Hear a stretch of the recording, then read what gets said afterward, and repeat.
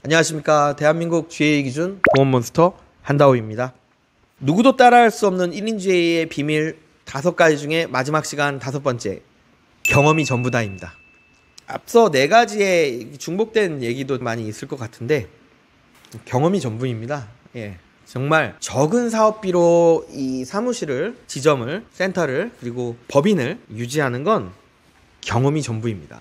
일단 저희 사무실을 얘기를 하면 10년 동안 1인 GA라도 매달 회식을 했습니다. 그리고 매달 한 달에 한 번씩은 모여서 월간 교육도 했어요. 이 작은 사업비에서도 운영을 할 수 있는 그러니까 직도입은 90%, 아닌 사람은 40%밖에 안 남는데도 운영을 할 수 있었던 비결은 경험입니다. 예를 들면 프린터를 저희가 몇 대를 쓰지? 프린터 3개, 팩스 2개를 쓰거든요. 20에서 30만 원의 렌트비를 내야 돼요. 그럼 그게 또 사업비가 되는 거거든요.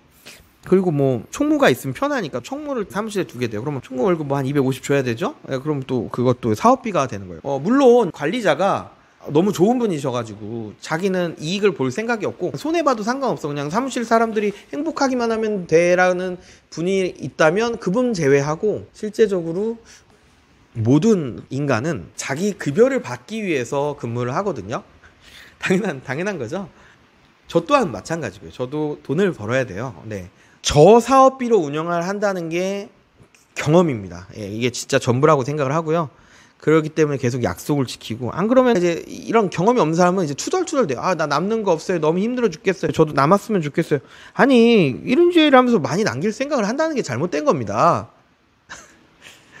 다만 팀원이 행복하니 나도 행복한 거예요.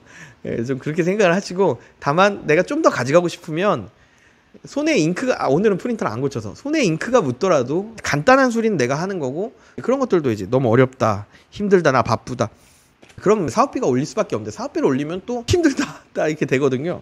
그리고 이 경험이 또 무엇이 있냐, 영업지원 편에서 말을 깜빡하고 안 했는데, 이제 카카오 아지트에서 저희는 1, 2분 내에 답변이 들어오는 시스템을 구축을 해놨어요. 그래서 실질적으로 내가 만약에 고혈압, 당뇨가 있는데 할증 없는 안보험이 궁금해. 그래서 검색을 해. 근데 내가 질문을 안 하더라도 기존에 다른 사람이 질문한 것들이 많이 있기 때문에 검색으로 답변을 찾는 경우도 많이 있거든요. 이 또한 경험이에요. 왜냐면 본사에서도 거기에 대한 사업비를 써요. 이걸 세 갖고 실제로 영업에 도움된 사람에게 10,000원을 주는 거예요. 제가 한 2022년까지 2등이어서 2022년까지 한 2등 가까이 했는데, 그 2등일 때 얼마를 받았냐면 썸머에 70% 지원 받았고, 전 당연히 썸머는 업적으로 달성을 항상 했으니까 돈으로 줘요. 150에 70%니까 105만 원을 현금으로 또 추가로 줬고, 그다음 건당 1,000원이 월 한 15만 원에서 20만 원 정도, 평균 한 18만 원 정도 받은 것 같아요. 그러면은 18만 원 곱하기 12면은 180에다가 36이니까 216만 원. 그리고 썸머 70%면은 216에 105만 원이니까 그럼 320만 원. 그리고 월간 건수 1등, 베스트 댓글 1등. 근데 전 건수 1등은 안 됐으니까, 너무 심한 중복은 전 답을 안 했거든요. 한 1년에 한 2번 정도 베스트 댓글 되면, 왜냐면 회사에서 베스트 댓글은 나눠서 해주시는 편이라서 320 정도 받았던 것 같아요. 그 댓글로. 괜찮다고 생각이 들었고, 돈도 돈인데 일부 태도가 좋은 설계사님들은 자기가 도움을 받았다고 생각을 하고, 물론 저도 틀린 답을 할 때도 있어요. 틀려도 좋으니까 최대한 조언을 많이 하면서 이렇게 소통이 되는 문화를 만드는 게 좋은 것 같아요. 그걸 이제 본사에서 그걸 노력해서 만든 것 같고요. 그래서 서로 이제 이런 소통의 문화가 잘 돼 있어서 내가 사무실을 자주 안 나오더라도 영업을 할 수 있게 시스템이 만들어져 있어요. 그러니까 전화를 안 하고 카톡을 안 해도 검색만 해도, 내가 좀 소심해서 질문하는 것조차 힘들면 검색을 해도 이제 나올 수 있게 좀 구축이 돼 있는 것 같고, 이것도 경험이다, 그렇게 생각이 들고요. 앞서 말했던 철학, 투명성, 기적, 지원에 대한 것도 계속 유지하는 게 경험이에요. 지금까지 1인 GA를 시도한 곳들은 몇 곳 있었는데, 지속적으로 5년 이상 한 곳들은 아직 한 곳도 못 봤어요. 왜냐면 저 사업비로 운영하는 건 힘들고요, 못해요. 그럼 저 사업비로 운영하는 게 힘들면 이제 2가지 중에 하나죠. 그냥 지사제로 돌리거나, 아니면 설계사 몰래 수수료를 편집하거나. 모르죠, 어디서 어떻게 하는지는 모르겠지만, 그거는 이제 수수료표를 갖고 오세요, 시책하고. 그러면 제가 설명을 드리고 저희 회사만이 1인 GA를 유지할 수 있다라는 거를 알려드리겠습니다. 숫자로 알려드리면 되잖아요. 숫자는 거짓말을 못해요. 통계와 숫자는 거짓말을 못합니다.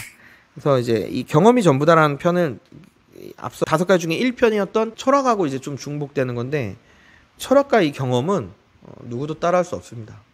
기적, 이건 뭐 수수료 중간에 75로 80으로 거짓말해갖고 말하면 되는 거니까. 지원은 뭐 아까 기적에서 사업비 좀 더 떼갖고 여기다 사업비 좀 더 넣으면은 훨씬 더 높게 영업 지원을 할 수 있죠. 사실 지금 우리 1인제에서 영업 지원을 하는 게 너무 편리한 영업 지원이보단 그래도 이 정도면 되는 영업 지원이라고 생각을 하거든요. 생각보다 영업 지원이 낮은 게 아닙니다. 제가 경험을 해보니까요. 또 하나 더 제가 말씀을 안 드렸네요. 제일 중요한 자녀 수료를 얘기를 안 했어요. 자녀 수료를 좀 더 얘기를 할게요. 네, 자녀 수료가 지급하는 곳이 거의 없어요. 그리고 자녀 수료는 지급하는데 시책을 또 지급을 안 하는 곳이 있어요. 자녀 수료와 시책을 다 지급을 받는 곳에 제발 근무하세요. 제발. 그리고 이 자녀 수료와 시책을 준다는 곳도 있으실 거예요. 근데 모두에게 자녀 수료와 시책을 주는 곳에서 일하세요. 모두에게 자녀 수료와 시책을 안 주는데 당신만 주는 곳에 있으면 너무 힘들어요. 진짜. 그 약속을 바꿨기 때문에 자녀 수료를 주기로 한 걸 전제하에 입사를 했음에도 불구하고 그 조직의 다른 사람들은 자녀 수료를 안 준대. 그러니까 내가 받는 게 특별한 거야. 그 심지어 알아보니까 시책도 주는 게 아니었어. 수수료만 준대. 그러다 보니까 너무 퇴사하는 게 힘들고 그럴 수가 있어요. 그리고 이제 막말로 얘기해서 대표 이사님이나 관리자님이 설계사를 괴롭히려고 맘먹으면 괴롭힐 방법들이 여러 가지가 있대요. 나가면 안 좋잖아요. 그런데 저희 조병수 대표님이 계셨을 때의 WSS는 지금은 모르겠지만 조병수 대표님이 경영을 하실 때 저는 계속 있었으니까 퇴사한 사람들의 이제 얘기를 들어봤을 때 아무도 제가 알기로 자녀 수료를 지급을 못 받은 사람이 아무도 없어요. 저도 지금 한 500씩 나오는데 잠깐 퇴사를 했었거든요. 그러다가 이제 자녀 수료를 너무 정직하게 주니까 저도 다시 돌아왔거든요. 네, 그러니까 제가 자신 있게 말씀드리지만 이 자녀 수료를 주는 거를 그동안 오랫동안 지속한 곳에서 자녀 수료를 준다는 약속을 믿으세요. 그 입사 상담을 해보면 그런 것들을 지켜지지 않은 곳도 많이 있대요. 혹시 당신의 조직이 변경이 있잖아요. 변화가 있으면 당당하게 퇴사를 외치세요. 근데 자녀 수료나 이런 것들이 이제 다 관리자한테 있잖아요. 돈이 얼마예요? 제 것만 계산해보면 1억이더라고요. 1억이 넘더라고요. 제 것만 해도. WS 때 지금 6개월 다닌 건 자녀 수료가 2억이 넘어요. 이런 1억, 2억을 포기를 하실 수가 있겠어요? 제가 왜 그런 얘기를 하냐면 너무 불안해갖고 이제 변호사 유료 상담을 했었어요. 경영자가 바뀌면 회사가 변하는 거잖아요. 그래서 회사가 변해서 중간에 규정을 바꿨을 때 자녀 수료를 안 주는 걸로 규정을 바꾸면 내 자녀 수료는 지급받을 수 있느냐? 못 받는데요. 그럼 내가 가만 안 있죠. 나 소송 걸죠. 이러니까 진대요. 그래서 자녀 수료를 주기로 약속을 하고 입사를 했는데 중간에 규정이 바뀌잖아요. 그럼 뭐 못 받는 거예요. 그나마 개별적으로 계약서를 받는 분들은 받을 수 있는데 사실 참 어렵다. 이게 참 어렵다라는 표현이 제일 정확한 것 같아요. 그래서 그 회사를 들어가기 전에 그 회사를 다녔던 사람들한테 당신은 자녀 수료를 받고 있습니까? 그걸로 무언가 공격을 당하시거나 협박을 받거나 그러지는 않으십니까를 좀 물어보세요. 그러면은 그런 분들도 좀 있더라고요. 진짜 너무 안타깝고 너무 마음이 아픕니다. 경험이 전부다. 자녀 수료를 주는 경험도 전부입니다. 이게 핵심이에요. 자녀 수료를 주는 경험. 이렇게 5가지로 쪼개서 한번 설명을 드려봤어요. 이거에 대해서 하나하나 좀 집중해서 들어주시길 바라는 마음에서 방송을 했고요.